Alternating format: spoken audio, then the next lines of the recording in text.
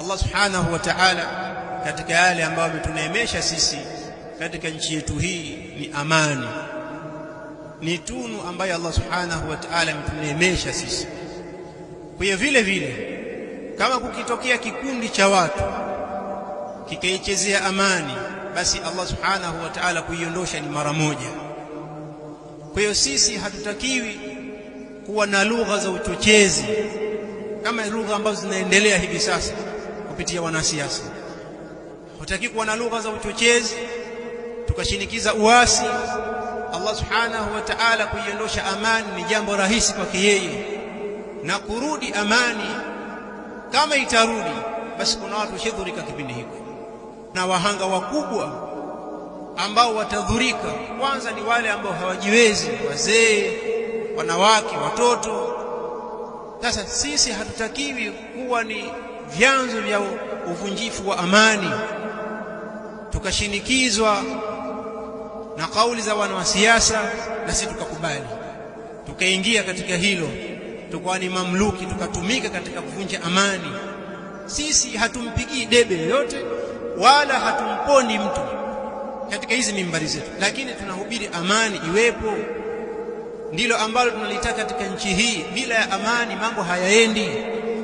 Sasa kuna lugha za uchochezi ambazo zinaendelea kwa hao wanasiasa. Sisi hatutakiwi kuwa ni mamluki, tukawa ni watumwa wa fikra. Kila kinachozungumza na sisi tukawa tunasapoti. Likitokea la kutokea, wa mwanzo kudhurika ni wewe. Unashabikia, lakini pengine hata hiyo pasipoti huna. Huyo anayasema neno hayo na kuchinikiza uasi, njia zote za kukimbia anazo, ameshajiandaa. Wewe na familia yako ndio utadhurika. Sasa sisi hatutakiwi kuwa ni mamluki, yani watumwa wa fikra. Kila anachokizungumza bwana fulani tukasapoti.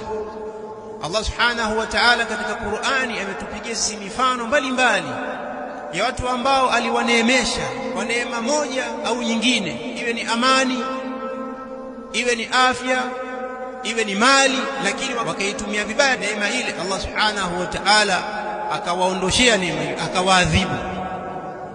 Hili liwe ni funzo kwetu sisi, tusiwe ni mamluki, tusiwe ni watu wenye kufuata fikra za watu kwa maslahi yao tu.